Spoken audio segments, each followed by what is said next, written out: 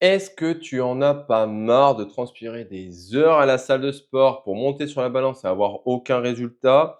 Te retrouver à faire des tours de pâté maison pour faire 10 000 pas?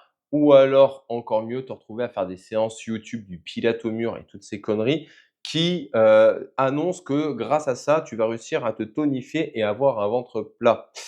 Eh ben, dans ce podcast aujourd'hui, je vais t'expliquer concrètement qu'est-ce qui fonctionne en termes d'activité physique et qu'est-ce qui ne fonctionne pas.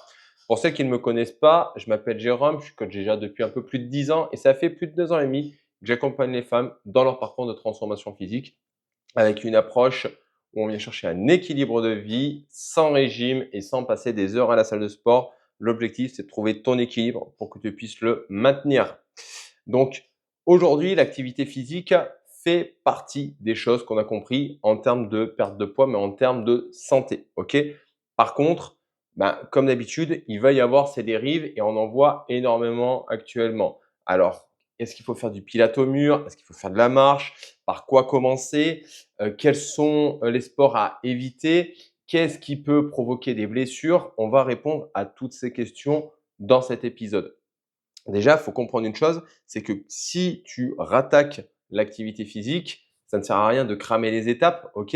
Parce que ça va entraîner de la fatigue, du découragement et une impression de ne jamais réussir, ok? Il y en a qui sont extrêmement malveillantes avec elles et qui disent mais c'est pas possible quoi. Je fais du gainage, j'arrive pas à me porter, je cours, je balance mon gras et donc du coup, en fait, je suis tellement pas bien dans cette activité que du coup, j'abandonne. Et le problème, c'est qu'en fait, tu abandonnes avant même d'avoir commencé quoi que ce soit. Comme si, entre guillemets, tu te retrouvais dans la situation, où, tu es un enfant, tu essayes d'apprendre à marcher, tu sais, tu commences à crapahuter sur ton canapé, tu essaies de faire 2-3 pas, tu tombes et en fait, tu restes assis et jamais tu n'apprends à marcher. Pour l'activité physique, en fait, vous vous comportez exactement de la même manière. OK? Vous refusez d'être dans une difficulté temporaire pour pouvoir progresser. Alors déjà, on va remettre les choses dans son contexte. S'il n'y a pas de difficulté, il n'y a pas d'amélioration. Donc, si tu n'es jamais en difficulté en termes d'activité physique, tu n'es jamais en progression. D'accord? Et on va définir qu'est-ce que c'est la réelle difficulté. OK? Bon, maintenant, on replace le décor. Le sport ne fait pas maigrir. D'accord? À lui seul, le sport n'a aucun impact sur ton poids. Pourquoi?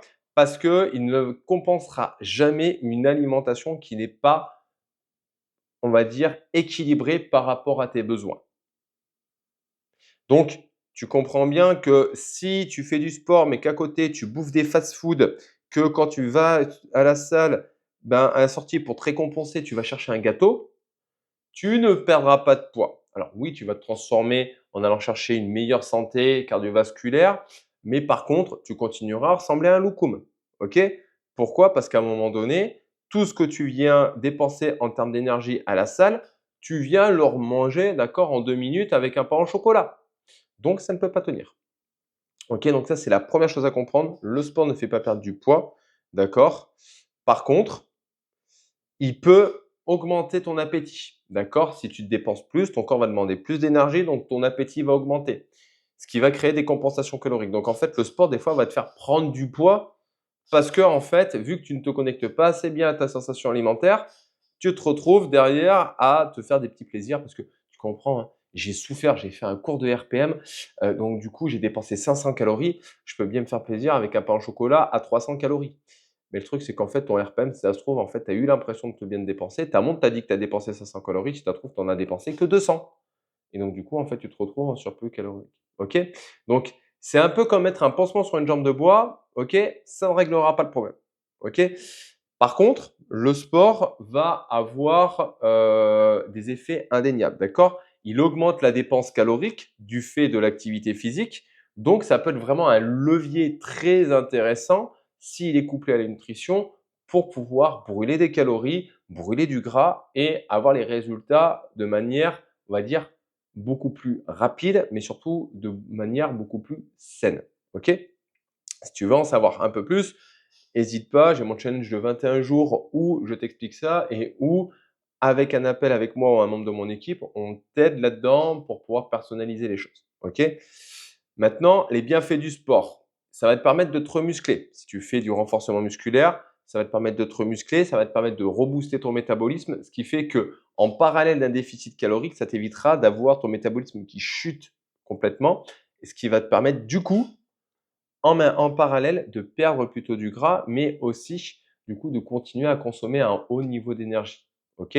Surtout si tu es débutante, tu vas voir que tu vas pouvoir très rapidement augmenter les charges et ça sera intéressant. Ça va te permettre aussi de canaliser ton stress, on va pas se le cacher. Si ton seul moyen de régulation du stress et de tes humeurs actuellement, c'est de manger des bonbons ou des gâteaux, bah, en fait, ça va te permettre de compenser ça. Alors pas dans l'immédiat, OK? Mais au fur et à mesure, tu vas voir que, bah, si tu vois que tu es moins stressé en faisant de la pratique de l'activité physique, automatiquement, ça va créer un cercle vertueux, ce qui fait que tu vas moins compenser, moins manger, tu vas être moins stressé et là, ça va avancer. OK? Ça va te permettre aussi de dépenser de l'énergie, donc du coup, potentiellement de mieux dormir. Et ça, c'est intéressant parce que plus d'énergie, meilleur contrôle de stèle, meilleur contrôle au niveau de l'alimentation, c'est quand même plutôt cool. Ça permet d'améliorer les postures et les douleurs de nouveau parce que si ton corps bouge, tu vas avoir moins de douleurs si tu le fais évidemment de manière correcte. OK? Si à un moment donné, tu fais que du RPM et que tu as les épaules en vrac, c'est pas en faisant du RPM que tu vas régler ton problème d'épaule. D'accord? Si tu as un problème de genou et que tu fais que marcher, ça va pas forcément régler ton problème de genou. OK? Donc il y a des activités à faire en fonction aussi des douleurs, hein. Il faut un minimum de logique. Ça va te permettre aussi de retrouver un petit peu de fierté, de motivation, d'estime de toi et ça, c'est quand même assez important. OK? Maintenant, tu as 3 grands types d'activités. Alors moi, je les classe de cette manière-là, il y en a d'autres qui vont les classer autrement. Tu as le droit de pas être d'accord. Moi, c'est ma manière de faire. Tu vas avoir les 3 grands types qui vont être déjà les activités de type mobilité. Le pilates, le yoga, les stretching, les body balance, d'accord? Tous les cours à très, très basse intensité, un peu doux, OK, qui vont être intéressants du point de vue articulaire, proprioceptif sur certaines choses, détente et une meilleure récupération. Donc ça, c'est des activités que tu peux faire facilement tous les jours, sans difficulté, OK? Ça va être intéressant pour pouvoir, commencer de l'activité en douceur. Par contre, ça n'a pas un gros impact sur la perte de poids, ni sur, quoi que ce soit d'autre, OK? Naturellement, tu vas vouloir t'orienter là-dessus et les médecins vont t'orienter là-dessus. Pourquoi? Parce que de un, la plupart des médecins, à part ceux qui sont formés dans l'activité physique, ne connaissent rien au sport, OK? Et de 2, en fonction de leur formation et autres, ils ne sont pas voilà, c'est pas leur spécialité. Donc à un moment donné, pour eux, un pilate, c'est largement suffisant. Non, c'est pas suffisant.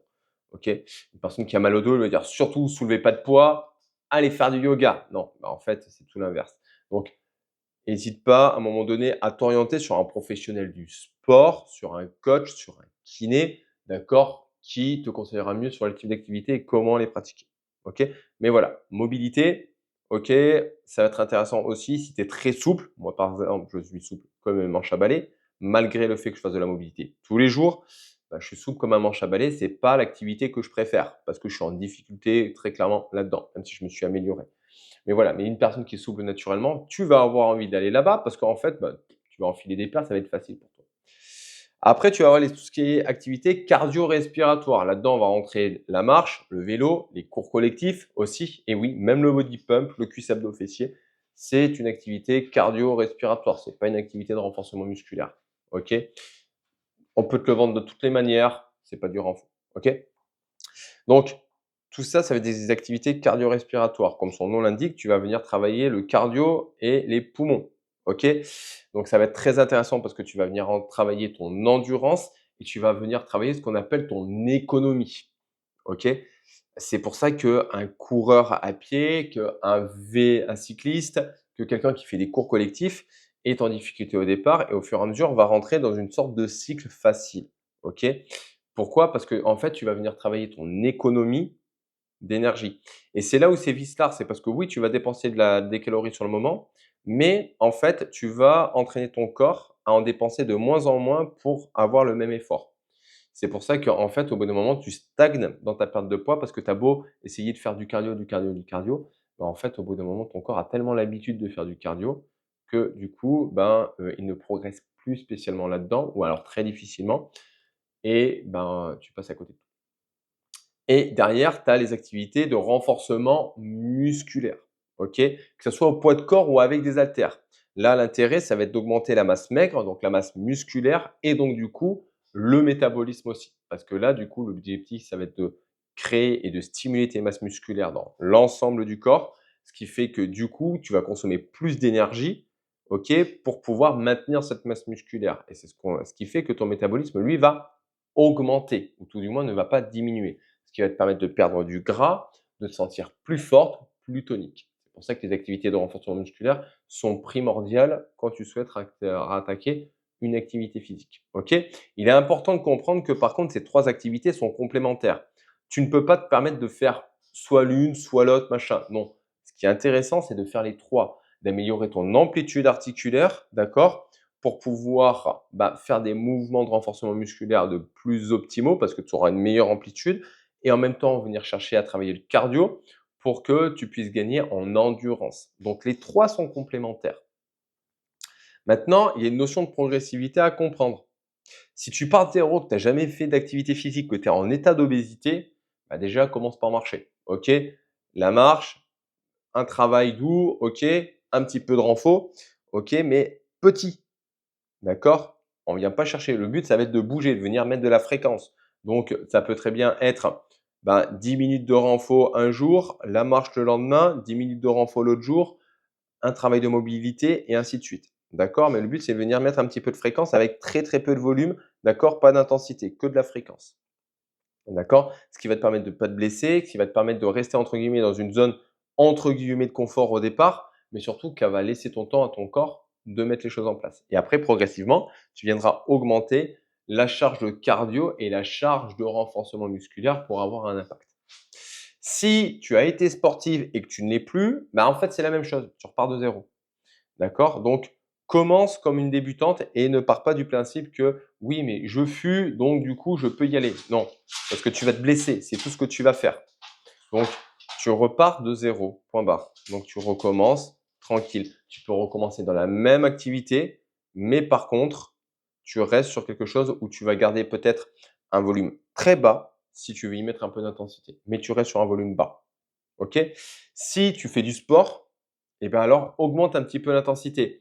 D'accord? Si tu fais du sport, augmente un peu l'intensité en rajoutant peut-être un petit peu de renforcement musculaire. Si tu fais déjà du renfort, augmente tes charges. D'accord? Si tu fais pas de renfort, peut-être, intègre-le et si tu fais que du renfort, augmente tes charges et rajoute peut-être un petit peu de cardio. D'accord? Mais il faut augmenter l'intensité petit à petit. Si ça fait plus de 2 semaines que tu utilises les mêmes charges, d'accord? En fait, tu es déjà dans l'adaptation, ça ne sert plus à rien. D'accord? Tu es dans le maintien, tu es plus dans la progression, ça ne sert plus à rien. Si tu fais que du cardio ou que des cours collectifs, rajoute du renforcement. Ça, il y a pas de débat à un moment donné. Rajoute du renforcement. Arrête, diminue, enlève-toi un court co dans ces cas-là et va sur ton plateau muscu et va bouffer du renfort. Mais du vrai, d'accord? Où tu viens chercher à augmenter des charges, où tu viens de sortir un peu de ta zone de confort, OK? Si tu as besoin d'être accompagné là-dessus, si tu as besoin d'un plan, si tu as besoin de quelque chose comme ça, n'hésite pas, pour le coup, clique sur le premier lien en description, rejoins le challenge de 21 jours et avance là-dessus pour que tu puisses réussir, OK? Maintenant, imagine simplement que, en mettant ça en place sur une durée et que tu mets en place, la progressivité que je t'explique, d'ici 1 mois ou 2, tu vas voir que tu vas très rapidement sentir des effets. Tu vas voir que ton poids bouge et surtout ta morphologie bouge. Tu vas venir perdre du gras et tu vas te sentir beaucoup mieux. Simplement en mettant ces petites étapes-là en place. Si tu veux mettre en place les choses, d'accord, une routine sportive adaptée à tes besoins, de nouveau, n'hésite pas, clique sur le premier lien en description pour pouvoir rejoindre notre appel, d'accord? On fera un petit appel de 30 minutes, on prendra le temps d'expliquer les choses et surtout on prendra le temps de te donner un plan d'action que tu puisses réaliser. Et évidemment, je serai là pour répondre à ta question et du coup, réadapter les choses. Dans tous les cas, les filles, comprenez simplement une chose, l'activité physique en elle-même ne vous fera pas perdre du poids, mais par contre, elle va booster votre estime, elle va booster votre métabolisme et elle va vous permettre de maintenir les choses en place. Actuellement, l'activité physique est primordiale et on a besoin de sortir de sa zone de confort et ça, c'est important. C'est important de comprendre qu'actuellement, en termes d'activité physique, vous ne sortez jamais de votre zone de confort. Vous n'êtes jamais vraiment en difficulté. Pour savoir si vous êtes vraiment en difficulté, soyez au clair. il faut que vous soyez de temps en temps en échec. Si vous n'êtes pas en échec, vous n'êtes pas en difficulté. D'accord? Parce que vous ne connaissez pas vos limites et très souvent, vous êtes toujours à des lieues de vos limites et ça, je le vois moi tout le temps avec des filles. Je leur dis: «Non, mais tu peux le faire». «Non, je peux pas, machin» et je leur mets une grande charge dans la gueule et à la sortie, ben: «Ah bah tiens, les poids, ils se soulèvent miraculeusement.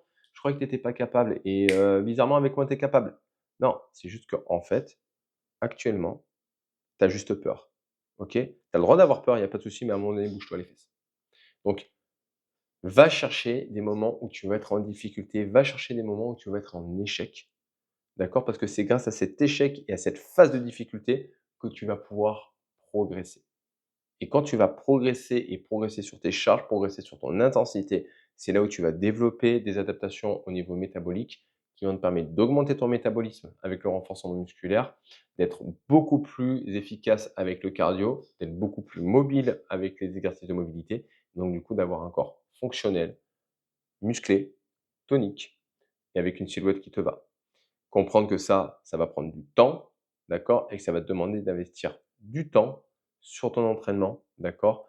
Et aussi du temps pour comprendre comment fonctionne l'entraînement. J'espère que ce podcast t'a plu. N'hésite pas à me laisser un petit commentaire et rappelez-vous les choses, une fille, arrêtez d'enfiler des perles.